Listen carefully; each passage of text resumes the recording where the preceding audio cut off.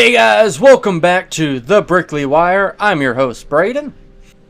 Today we have a very serious special for y'all. I'm going to ask, please, if you're going to watch this video, that you watch the entirety of this video to make sure that you get the full scope of this issue and that you are not misinformed to the incomplete picture of this story. But with that being said, let's cue the intro.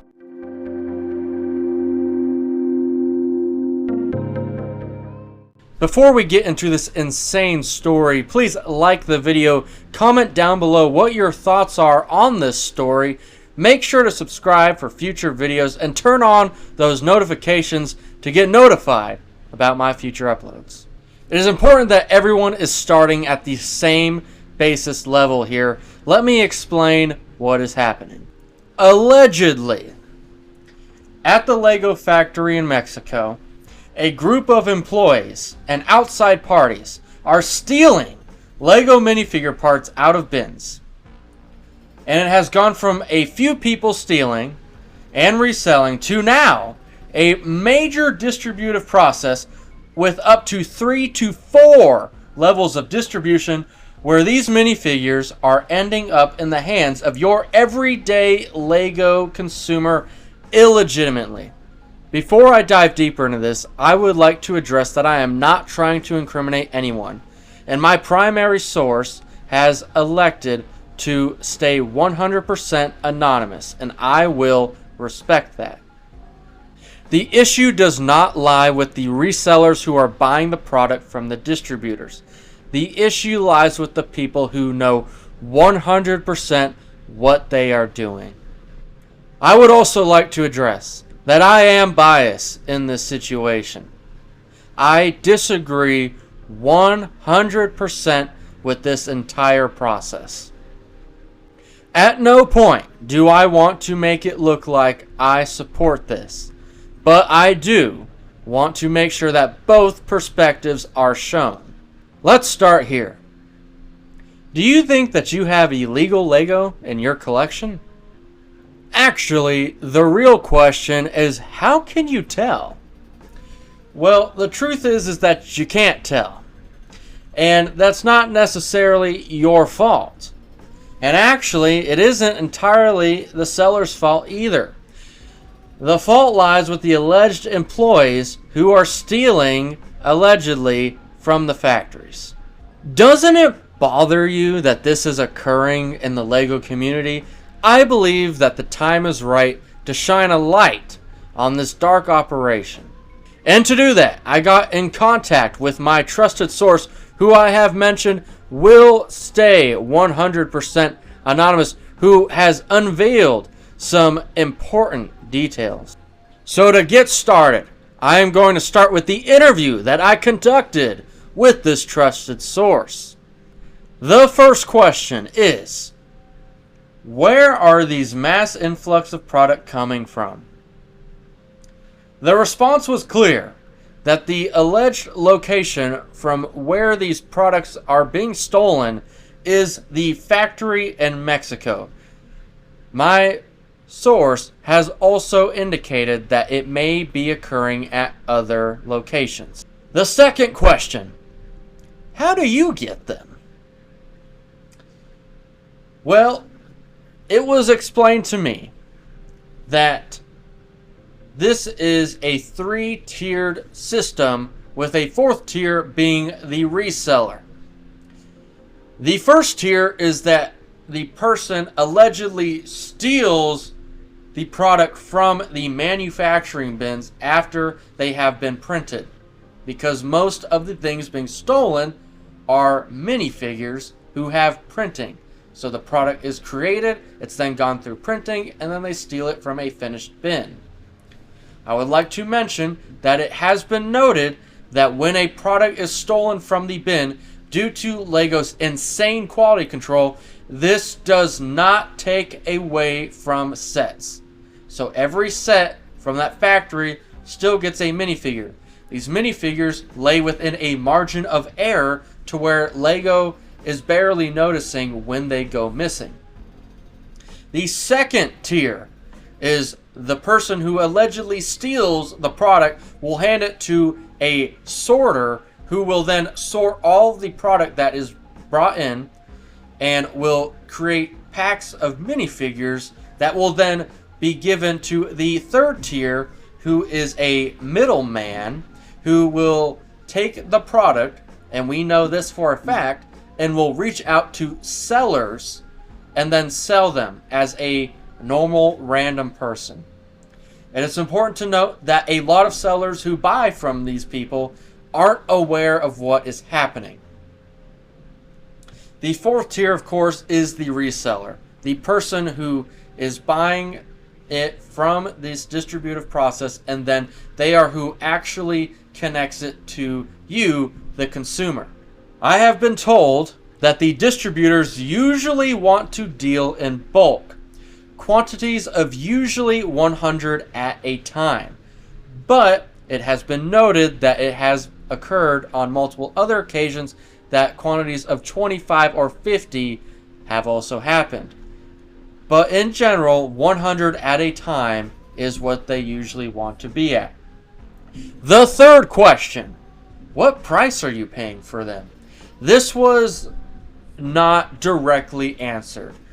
I was given an off-the-record example that I will translate into a more practical example. One of the examples from the Mexico factory scandal is the Captain Rex from the Venator, which I will be addressing later in this video, but I want to just use him. For example, the Captain Rex was a hot figure compared to the other ones, so they would want more for a hot, popular figure than they would for a random figure that isn't that popular. So the hot ticket items they would ask for more of. From the unspecific example that was provided, it would suggest that the sellers average to get the figures anywhere from 30 to 40% off retail value.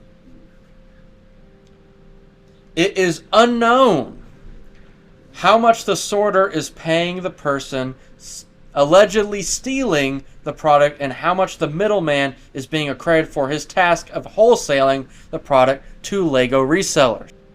The fourth question was, how are LEGO resellers obtaining these products? This question was avoided. My source would not go on the record to answer this question. I was given the influence to make this conclusion that they are not allowed to talk about it. The group of resellers that are a part of this, not to make it sound like some sort of cult, but there's an unspoken rule that you don't talk about it and that you don't share the source with anybody. My opinion is that this isn't necessarily due to hiding the identity of other sellers, but to contain the market, because that will hold more profit for them, because the distributors want a certain amount for the product, so they need to maintain that, and for competition. If they were to let the source pass along to other sellers, it would hurt their competitive advantages over other sellers in the community, because they're getting it illegally. They're obviously going to get a better deal on it. But it is obvious, I like to know, this is just my opinion, that this is to hide the identity of the alleged unknowns involved. My source wanted to make a few things clear. These people are not taking part in this to be malicious or to harm the LEGO market. They are doing it to support their families and to make a living. My opinion is that I would like to note that this is simply an excuse for them stealing. And though these people deserve empathy and compassion, this should not be an excuse for their actions. The sellers buy from the distributors just like they would buy from anyone else. So if you were to take out your phone and contact a random seller, right, and you had 50 of a minifigure because you bought a bunch of battle packs, how are they supposed to know that you didn't get it from the Mexico factory? Or how are you supposed to know that when they buy it and they're selling it, that they're not selling it from your collection or the Mexico factory purchases? You don't. That's the whole point. It's all mixed up. But most of the time, the sellers involved are unaware. I would like to note, once again, that eventually the sellers do become aware of how they are obtaining the product. And I disagree with this business practice. It would also be important to note, according to the source, that this is no longer a small operation. This has transformed into a major multi-step operation with a lot of money and a lot of people involved. And that LEGO has already taken steps to handle this. But it is still occurring, so it would appear that LEGO still has a little bit of tidying up to do. That was the extent of my interview. So to put all the pieces together, allegedly, a group of people are stealing LEGO from the finished bins. They are then taking the stolen product to a handful of individuals who are then sorting all of them into quantities of thousands of certain figures. Then the people sorting these figures are asking a middleman to reach out to LEGO resellers to buy these stolen products wholesale. This is all extremely shady and dangerous. Not to mention that stealing is wrong. I would like to now transition into some moral and ethical posed questions. But first, let's get our definitions straight. Stealing is the action or offense of taking another person's property without permission or legal right with the intention of not returning it. Incentives. Something that encourages a person or organization to take a specific action or avoid action. Ethics. A moral guide or principle in how they guide people's behavior and decision making. Supply and demand. When the supply of a product is up, the demand is met and goes down. When the demand of a product is up, the supply goes down. It is important to let corporations control this so that the values can maintain consistency. They literally have entire dedicated research teams of market control. These teams determine how many sets should be produced and when they should be produced. The influx of external sales of products that are sold outside of the original intent, no matter how large the scale is, will affect the monetary and intended value of the LEGO product. The ethical business practice would suggest that this is wrong, and that if you are aware of what is happening and you are still indulging in this operations, then the consequences to follow are yours to own up to. It is my belief as a seller in the LEGO community that, as I am biased because I own a Bricklink store, that we all as sellers have a moral obligation to every single customer we encounter to provide a service that is not only legitimate but exceeds precedented expectation and follows through to accomplish that goal. I am going to address the sellers who are taking part in this while knowing fully what is happening and that what they are doing is wrong. But I understand that the incentive is not in place for them to make the right decision. I ask that if you are watching this video and you are a seller partaking in this, that you make the right choice. The hard choice nonetheless, but the right one. To cut ties with this and obtain your product in an ethically superior way to those who will not follow your lead. I would like to now transition into how this affects the LEGO community. We're going to do this by elaborating on real world examples, not ones that I'm just going to make up. If you're not already aware, the LEGO Jango Fett UCS Slave 1 is slated to be released in May 4th next May. It has been reported that the Jango Fett minifigure will have extensive detailed printing. This will obviously be a driving point to purchase this set. Let's make a quick note. LEGO is a corporation whose decisions will, for the most part, always be made in the incentive of increasing profit. They will not make decisions that are not in the best interest of that. Let's recap an issue that took place with the Venator. The Captain Rex minifigure was readily available on the LEGO resale market before the picture of the actual set was even revealed.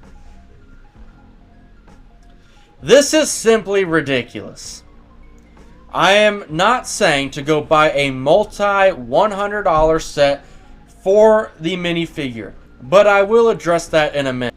If the same thing happens with the Jango Fett Slave 1, and people who would have otherwise purchased the UCS set and got the figure legitimately, LEGO will see a potential drop in sales for the set. And I think as a LEGO Star Wars fandom, we can all agree that we want more prequel UCS sets. And if the sales drop for this set because of this, then it will hurt our chances of getting more sets in the future. Also, if you were just going to buy the minifigure, there is nothing wrong with that. I want to make sure I'm very clear. There's nothing wrong with just wanting to buy the minifigure. Okay? So let's address this. We're going to focus on Bricklink sellers because I think this is a very practical example.